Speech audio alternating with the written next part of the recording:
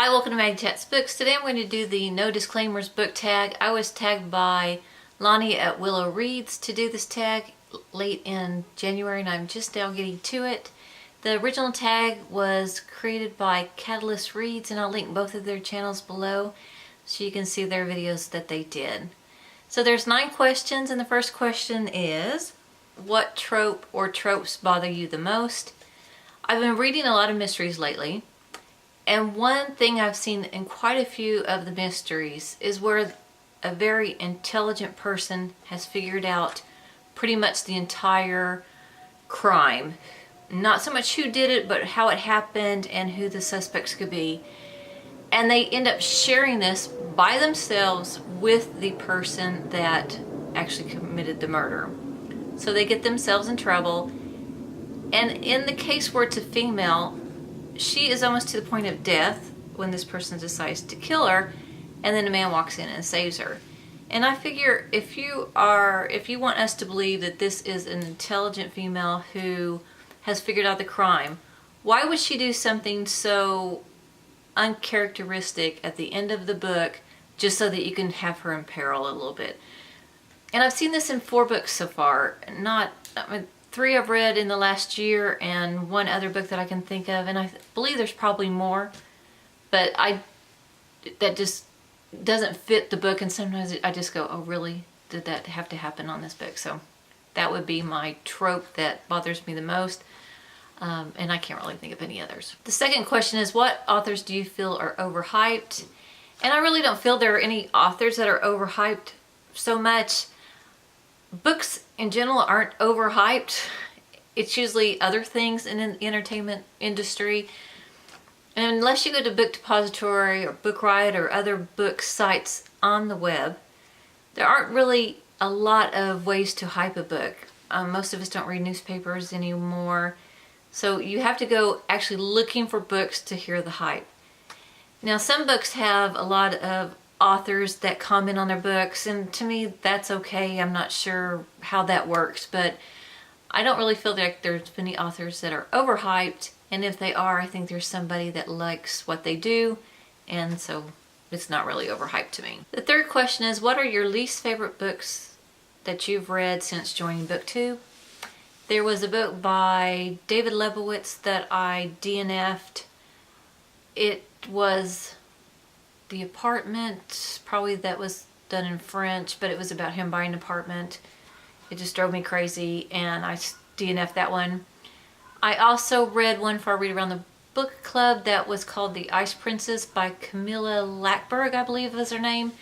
And I just hated how she treated the females in that book. I just could not understand a female writing females like that. So those are probably the 2 books that stand out because I actually had really bad feelings toward the authors when I read them, so I think those stuck in my head. There have been other books that I DNF'd or just put aside, but it's not because I didn't, the DNF ones of course I didn't like, but the other books were ones that I guess wasn't in the mood for, so I put those aside. We'll probably get back to them. Fourth question is a terrible ending to a book that spoiled an otherwise good book.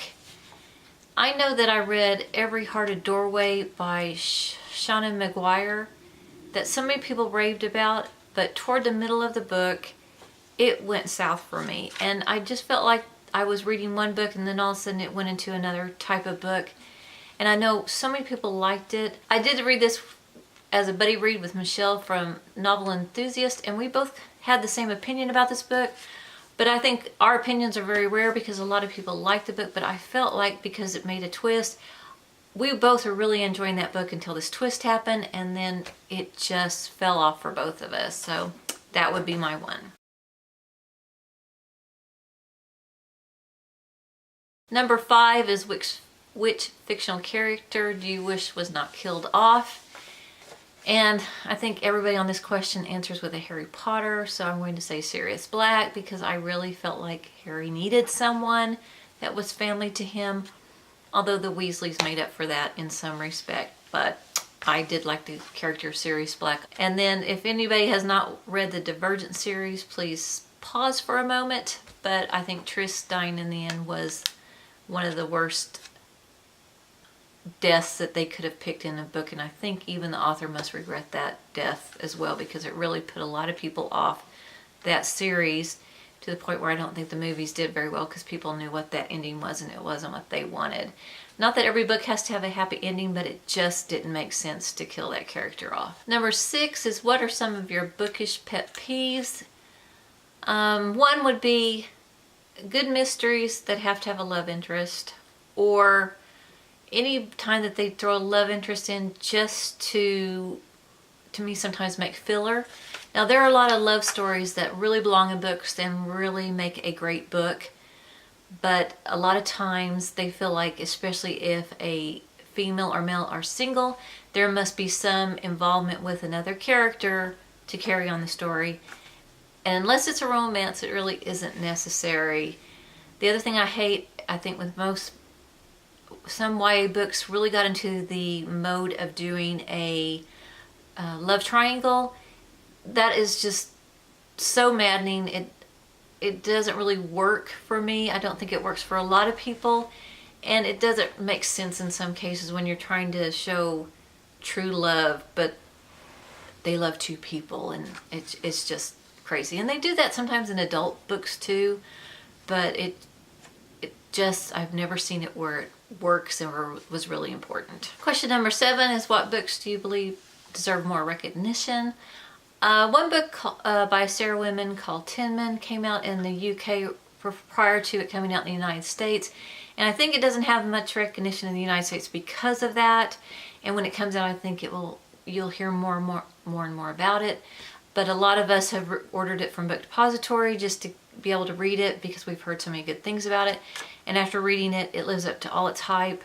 I just hope that other people know about this book when it comes available in the United States, if it hasn't already. I don't know that it has, but it is such a wonderful book, and it makes you want to read more by Sarah Winman. So I would have to say that. The other thing is, science fiction sometimes is branded as a offbeat kind of alien world, and really a good science fiction book sometimes can just happen on Earth, and it has to do with advances in science that we currently don't have. It also can go into almost a dystopian type book, and it can take on different genres within that science fiction book. And that's why I think I like a good science fiction, especially when you deal with like a pandemic or an invasion or things like that. You see the human struggle more sometimes with science fiction. And so I know there's a niche for people that like science fiction, but I think if more people tried it, they would enjoy it. It's just that you have to get good science fiction, because there's some really bad science fiction out there as well, like any other genre. But I think you can get more out of it than just the science, and I would want to hype that genre more. Question number 8 is, what are your thoughts on censorship and banned books? I think there should be no censorship or banned books. I remember once watching a movie with my mother, and this town was burning books.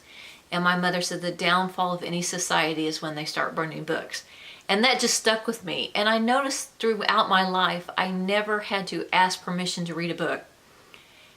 And banning books or limiting the books that my daughters could read has never even crossed my mind, I think, because of what my mother taught me.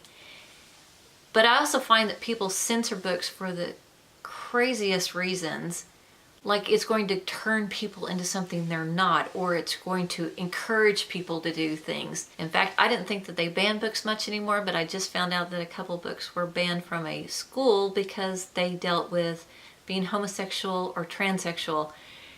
And I just thought that was horrible, because what if you were, or you were discovering that you were, or dealing with that, and there was a book and you said, oh wait, I'm not alone, because there was nobody you could discuss it with. And I just thought, oh, how horrible that they've taken that away from somebody that it might have really helped. So anyway, to answer that question, I know that was a long answer, but my answer is no censorship and no banned book. The last question is, who do you tag? So I'm going to tag Amy from Zoe Beck, Michelle from NovelEnthusiast, and Melanie from Mel's Bookland Adventures, because I love to hear those 3 women talk about books. I just love their insight. A lot of times we agree on certain things that not many people agree on, and sometimes we don't agree on anything, but I just love how they discuss books and would be anxious to see what all three of these women think about these questions. So that's all from here. Thank you so much, Catalyst Reads, for creating this tag. Thank you, Lonnie from Willow Reads, for tagging me to do this. And if you haven't done this tag, I also tag anyone else. Thank you so much for watching. I'll talk to you later. Goodbye.